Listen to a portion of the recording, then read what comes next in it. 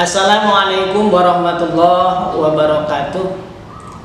Bismillah, alhamdulillah, wala haula wala quwwata illa billah, amma ba'du. Alhamdulillah, anak-anakku sekalian, sekarang kita memulai mata pelajaran fikih ya.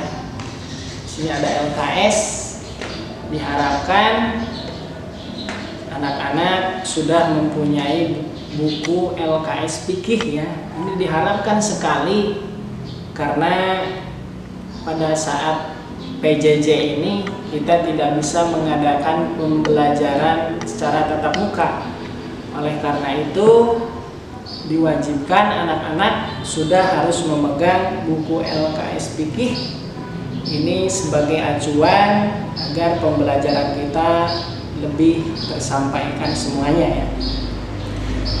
Nah, dalam PJJ ini mohon maaf sekali, mudah-mudahan tidak mengurangi rasa semangat kita belajar untuk menuntut ilmu, karena biasanya karena kondisi seperti ini kita menjadi santai, kita menjadi malas, kita menjadi menjauhi ilmu, karena walaupun bagaimanapun kita harus tetap mencari ilmu, sebab apalagi ilmu fikih ini merupakan ilmu yang sampai mati digunakan. Dari mulai kita hidup sekarang tidak jauh terlepas dengan fikih, sampai meninggal pun kita tata cara ibadah menggunakan dengan ilmu fikih.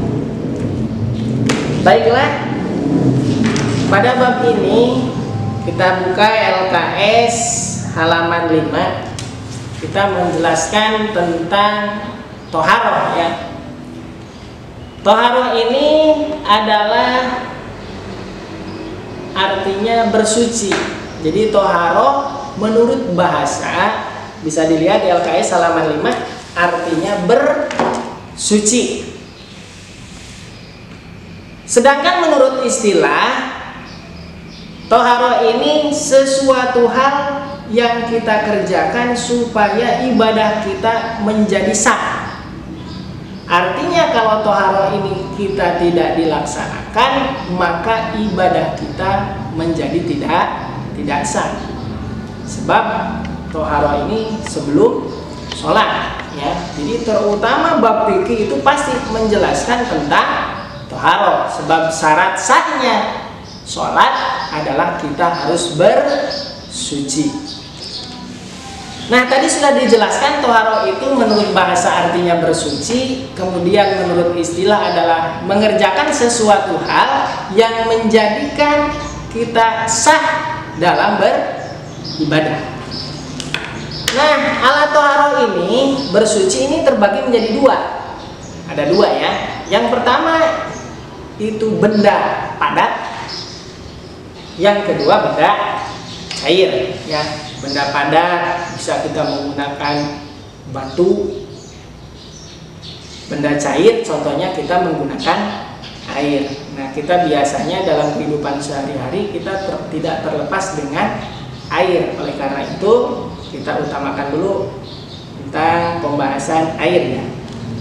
Jadi toharoh menggunakan air. Langsung kita lihat di LKS halaman 6. Nanti kalian cukup menggaris bawahinya supaya lebih mudah dalam mengingat, menghafal, dan memahami. Jadi kita menghafal poin-poinnya saja. Nah, macam-macam air di sini terbagi menjadi 5. Lihat di LKS halaman 6. Yang pertama ada air mutlak. Lihat LKS halaman 6. Yang pertama adalah air mutlak. Ma'un mutlak. Air mutlak ini adalah air suci dan dapat mensucikan. Sekali lagi, air mutlak ini air suci plus dapat mensucikan.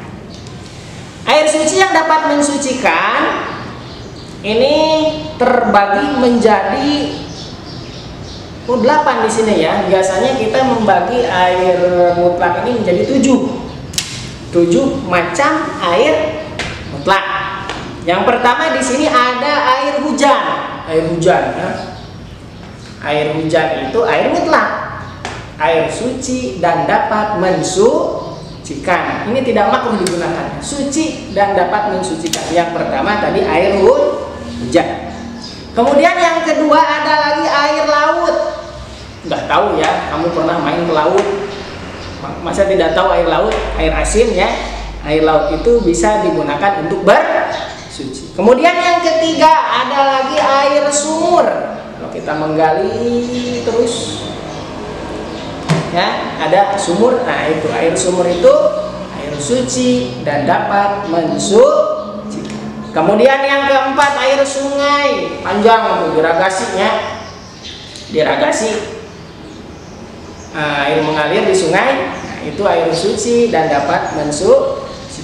Kemudian yang kelima, kalau di LKS ini ada air es, air salju ya, kita satukan saja. Air es, sebab salju juga itu es juga ya.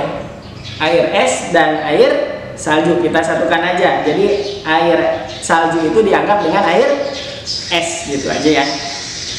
Kemudian yang keenam, ini ada air mata air. Air mata air itu biasa kalau ada sumber mata air ya. Nah, itu sumber mata air yang jernih itu bisa digunakan bersuci. Kemudian yang terakhir, yang ketujuh adalah air embun. Ini biasanya kalau pagi-pagi kisaran sebelum subuh itu udah ada ya air embun. Air yang turun dari langit pada waktu dini hari ya, itu air embun. Jadi yang pertama adalah air hujan, air laut, kemudian air sumur, air sungai, yang kelima air es atau air salju, kemudian yang keenam air mata air, yang ketujuh air embun. Jadi itu 7 macam-macam air mutlak. Itu kategori air suci dan dapat mensucikan. Kemudian yang kedua ada lagi yang namanya, garis bawahi tolong, air musammas, ma'un musammasun. Air musammas ini adalah air yang terkena terik panas matahari yang sangat menyorot. Itu biasanya agak panas ya, hangat-hangat gitu. Nah, air panas ini kalau di dalam bejana seng misalkan ya, itu tidak boleh digunakan. Boleh sih digunakan, cuman makruh ya. Berarti kategori air musammas ini air yang terkena terik panas matahari tetapi makruh digunakan. Sah tidak sah, cuman makruh. Makanya dulu ketika Nabi Muhammad SAW melihat Siti Khadijah itu memanaskan air dalam bejana itu ya dilarang karena dapat menimbulkan penyakit belang air musammas itu. Jadi kita hindari saja. Jadi yang pertama tadi ada macam-macam air, itu air mutlak, yang kedua air musammas. Air mutlak air suci dan dapat mensucikan, tidak makruh digunakannya. Kalau air musammas air suci dapat mensucikan tetapi makruh untuk digunakan wudhu, itu makruh. Itu terkena terik panas matahari. Kemudian yang ketiga ada lagi air tohir goir mutohir. Ini air suci, air suci, ya suci airnya, tetapi tidak mensucikan. Suci airnya, tapi tidak dapat digunakan untuk bersuci. Paham tidak? Suci tetapi tidak dapat digunakan untuk mensucikan. Jadi tidak bisa digunakan untuk berwudu air ini. Contoh, lihat sini di LKS, tolong digaris bawahi. Air yang suci tetapi tidak sah apabila digunakan untuk bersuci. Contohnya, air suci yang telah bercampur dengan benda suci lainnya. Contoh air, ada air segelas, kita masukkan teh. Nah, berubah jadi apa? Jadi air teh. Nah, air teh ini tidak dapat mensucikan benda lain, apalagi kita gunakan untuk wudhu. Sebab namanya air teh ini air suci tetapi tidak dapat mensucikan. Contoh lagi air kopi, mau cappuccino, torabika, kopi luwak. Nah, si airnya itu tidak bisa digunakan untuk bersuci. Suci enggak, airnya suci tetapi tidak dapat mensucikan. Jadi tidak bisa digunakan oleh kita berwudu, paham ya? Kemudian lagi yang kedua di sini ada air suci yang dari buah-buahan dan sejenisnya. Nah, air buah-buahan, contohnya air kalapa daogan. Nah, kalapa daogan ya. Air jeruk, jus jeruk, air tebu, air lain-lainnya. Nah, itu teh air suci tetapi tidak dapat mensucikan. Awas ya. Jadi tadi balik lagi yang pertama air mutlak. Air mutlak itu air suci dan dapat mensucikan. Yang kedua air musamas. Air musamas ini air suci tetapi makruh untuk digunakan. Tadi teh air yang terkena terik panas matahari di dalam bejana wadah seng, yang bejana wadah seng ya, itu berbahaya. Terus yang ketiga ada lagi tadi air suci tetapi tidak dapat mensucikan. Dirinya suci tetapi tidak bisa mensucikan. Nah, yang keempat tadi adalah air mustakmal. Air mustakmal ini singkatnya adalah air bekas pakai. Kalau air kita dipakai berwudu, kita berwudu jatuh ke dalam suatu wadah ember.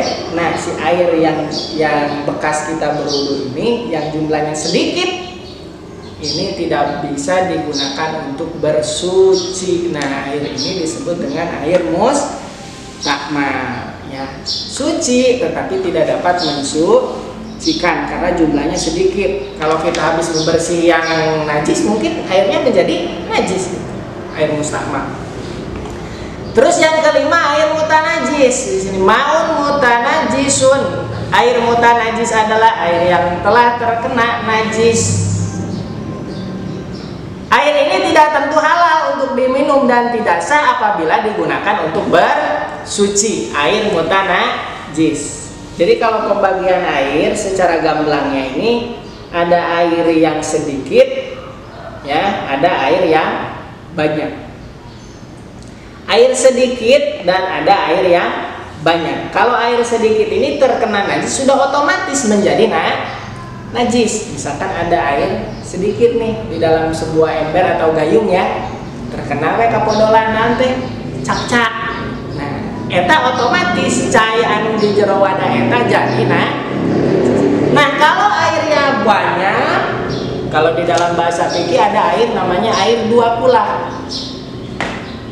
Ya, air dua kula. Kalau air dua kula itu panjangnya misalkan 60 cm ya, sasiku 60 cm panjang dan lebar ya, dalam kedalamannya. Nah, ini termasuk dua kula. Nah, kalau yang dua kula air yang banyak ini dihitung dulu tiganya, dari warnanya, dari rasanya, dan dari baunya. Ya, kalau airnya yang banyak tadi dua kula berubah salah satu sifat rasanya, rasanya jadi rasa tai misalkan. Nah, berarti itu jadi air najis. Baunya nggak ada ini, cuman rasanya nggak adaan gitu ya, biasa aja. Cuman dari baunya, bau bangke misalkan. Nah, ini berarti najis. Yang ketiga tadi warnanya. Nah, kalau di dalam air yang banyak warnanya berubah berarti najis. Nah, kalau airnya yang banyak tadi tidak berubah, warnanya tidak berubah, rasanya tidak berubah, dan baunya juga tidak berubah, maka otomatis kita hukumi air yang banyak tadi tidak berubah salah satu sifatnya, walaupun terkena najis, maka airnya tetap suci. Jadi macam-macam air ini ada 4. Yang pertama air mutlak, yang kedua air musamas, yang ketiga air suci, tetapi tidak dapat mensucikan. Yang keempat air mustahmal, yang kelima air mutanajis. Oke, kita lanjutkan. Ini karena kita kejar ayam ya anak-anak. Nah, halaman 7. Lihat, macam-macam najis dan tata cara bersucinya. Macam-macam najis dan tata cara bersucinya. Secara garis besar, mungkin kalian yang pernah di DTA, pernah mendengar, pernah belajar, masih ingat ya, ada najis yang tingkat rendah dulu, mukhofafah, ada najis mutawasito, dan ada najis mughalazah. Ada najis kategori ringan, najis kategori sedang, dan najis kategori berat. Beda. Nah, di dalam LKS di sini kita membahas dulu supaya berurutan. Di sini najis mughalazah. Ya, di garis bawahi aja yang poin pentingnya. Jadi supaya kalian teringat-ingat. Jadi kalau keinget-inget kan, wah bisa gitu kalau keinget-inget. Najis mughalazah ialah najis yang disebabkan dari liur anjing dan babi. Nah, air, liur, anjing dan babi. Ini najisnya kategori berat sekali. Nah, cara mensucikannya di sini ada. Qala Nabi sallallahu alaihi wasallam tahuru ina'i ahadikum idza walagha fil qalbu ayyadsilahu sab'a marratin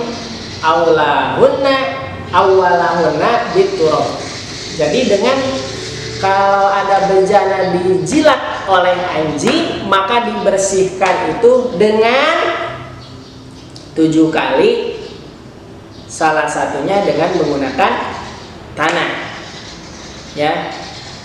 Jadi salah satunya dengan menggunakan tanah. Siram dulu, langsung dicampur dengan tanah. Temenang pakai sabun, temenang diganti, kudu pakai tanah. Jadi di dalam tanah itu ada unsur yang bisa semacam mematikan bakteri di dalam tanah.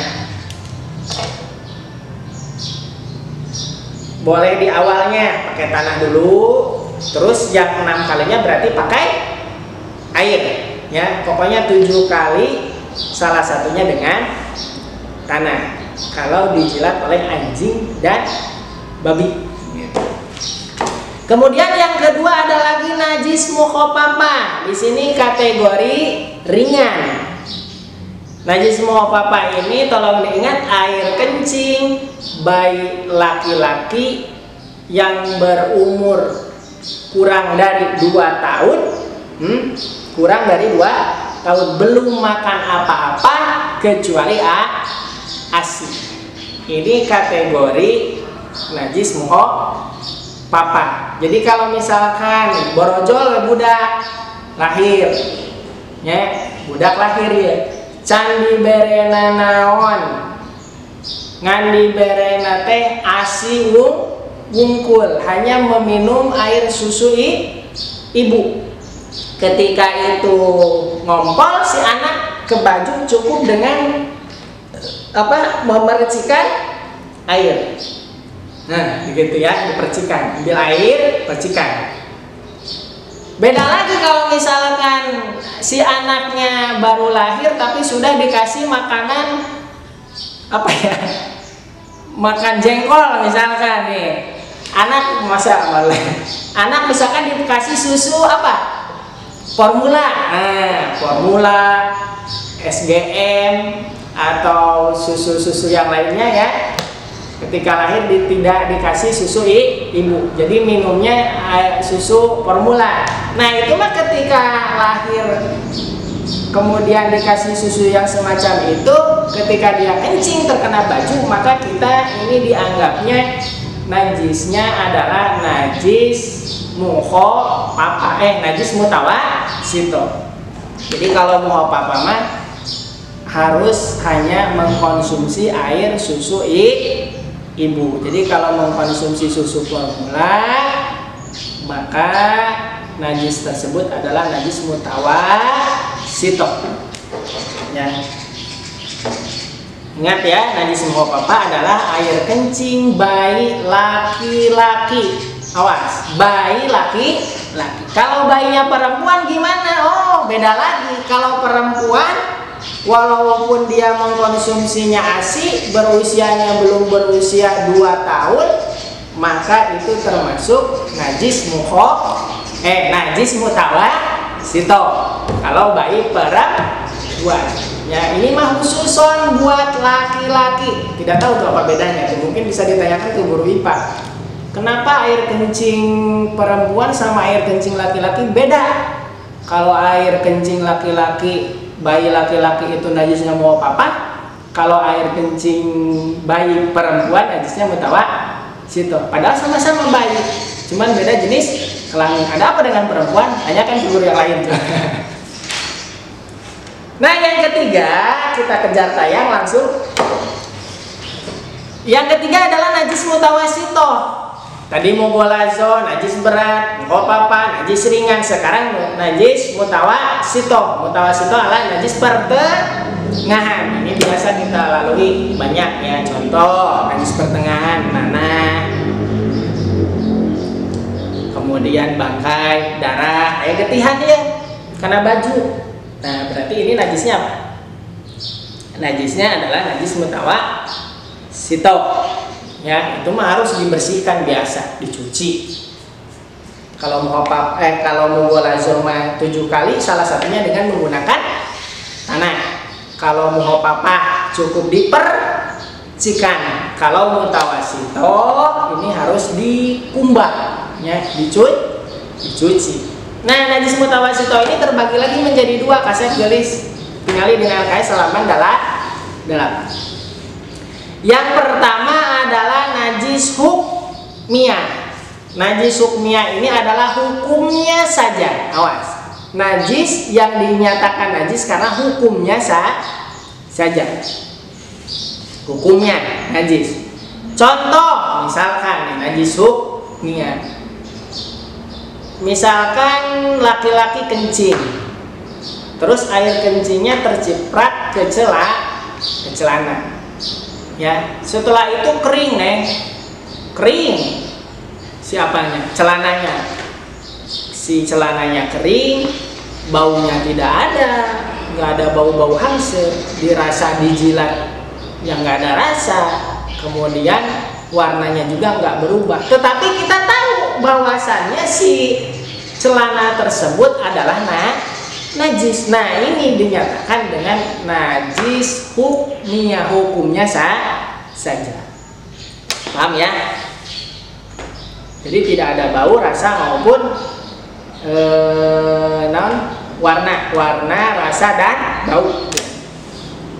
Kemudian yang kedua najis mutawasito ainiyah. Nah, ainiyah mah tadi anu katingali kadeuleu ku panon.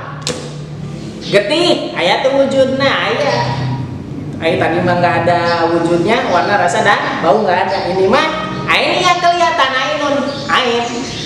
Jelas ya terlihat oleh mata, jelas wujud bau ataupun rasanya katingali bukan nama aya zatna. Nah, kita ngaranna najis ainiyah. Nah, yang ini mutawasito harus dicuci. Ya, untuk najis mutawasito. Kemudian tadi kan kita dibahas bahwasannya alat bersuci itu ada yang benda cair dan benda padat. Tadi cair, macam-macam air udah kita jelaskan. Kemudian sekarang yang benda padat. Benda padat tetapi mampu menyerap air ya. Contohnya di sini adalah batu, tisu, tanah, ya, tanah itu termasuk kepada benda padat yang mampu menyerap zat najis. Nah, di sini ada hadis aturabu kafaka walau lam tajidil ma'a asyara sinina fa idza wajadtal ma'a famsihu jildan. Tanah itu cukup bagimu untuk bersuci walaupun engkau tidak menemukan air sampai 10 tahun lamanya. Tetapi apabila engkau telah menemukan air, maka gunakanlah air. Jadi tetap yang utama itu kita menggunakan air. Tidak ada air, bisa kita bersuci dengan menggunakan batu. Contoh, misalkan kita kencing nih di suatu tempat, nggak ada air, kita kesulitan cari air ya, kita bisa menyiapkan batu. Misalkan ya gagang pantok, misalkan nansena itu gagang ini dia ya gagang pantok ya. Nah, kita bisa menggunakan batu. Ambil batu gede ya, minimal 3 batu. Kalau kecil-kecil 1 batu juga, kalau besar nggak apa-apa. Sini, tol gitu ya, menyerap zatnya air kencing. Tol deui. Nah, itu bersuci dengan menggunakan batu, minimal 3 batu ya. Kalau batunya besar ya bisa banyak sisinya ya. Kalau batunya kecil-kecil kan buang, ambil lagi, buang. Kalau BAB ya sama. BAB nih dicolek nih ya, dicolek. Nah, buang, ambil lagi. Nah, itu bersuci dengan benda padat. Ada lagi kita kalau bersuci bisa wudhu, bisa menggunakan tanah ya, benda padat. Tanah, kita tayamum ya. Tayamum itu bersuci dengan tanah sebagai pengganti air untuk mensahkan sholat yang memperbolehkan kita sholat bisa menggunakan tanah tayamum. Nanti mungkin ada penjelasannya di lain kesempatan, yaitu tentang tayamum. Jadi kesimpulannya dari awal sampai akhir mengenai toharoh menurut bahasa adalah bersuci. Sakit itu cukup. Toharoh menurut bahasa adalah bersuci. Menurut istilah adalah mengerjakan sesuatu yang dapat mensahkan ibadah. Jadi kalau toharoh tidak dilakukan, maka ibadahnya tidak sah. Kemudian alat bersuci ada air, benda cair, ada benda padat. Kemudian macam-macam air ada 4. Yang pertama air mutlak, yang kedua air musyamas, yang ketiga air tohir gair mutohir atau air suci tetapi tidak dapat mensucikan, yang keempat air mustakmal, yang kelima adalah air najis. Kemudian macam-macam najis dan tata cara toharohnya. Pertama najis mugolazo. Mugolazo tadi berat, contohnya anjing atau babi. Cara mensucikannya 7 kali, salah satunya dengan menggunakan tanah. Kemudian yang kedua najis muapapa, air kencing bayi laki-laki. Air kencing bayi laki-laki yang belum berusia 2 tahun, belum makan apa-apa kecuali ASI. Awas, air kencing bayi laki-laki. Caranya cuman cukup dipercikan saja si air kepada najis. Kemudian yang terakhir adalah najis mutawasito. Tadi mutawasito ya, najis sedang, itu dicuci biasa sampai bersih. Ada hukumnya, ada ainiyah. Kalau hukmiyah itu dihukuminya saja, najisnya tidak terlihat, tidak ada warna, rasa dan bau. Kalau ainiyah itu terlihat oleh mata, mungkin ada rasanya, mungkin ada baunya, atau juga bisa warna, rasa, atau tadi apa? Warna, rasa, bau. Nah, itu pokoknya salah satu. Berarti termasuk ainiyah ya. Nah, mungkin segitu untuk pertemuan kali ini, karena suara Bapak udah agak serak nih ya, karena nggak pakai mic. Mungkin pertemuan nanti pakai mic ya, operator. Ini suaranya harus jelas ini. Aduh, jadi kalau kita suaranya nggak jelas ini kurang wow ya. Sekian, terima kasih. Mohon maaf bila ada penyampaian yang kurang dapat dipahami. Nanti kalian boleh tanyakan di kolom komentar ya. Nanti si ini diupload. Oh iya, di komentar, di kolom komentar. Nanti tidak mengerti, tanyakan di kolom komentar, insya Allah Bapak jawab ya. Terima kasih. Assalamualaikum warahmatullahi wabarakatuh.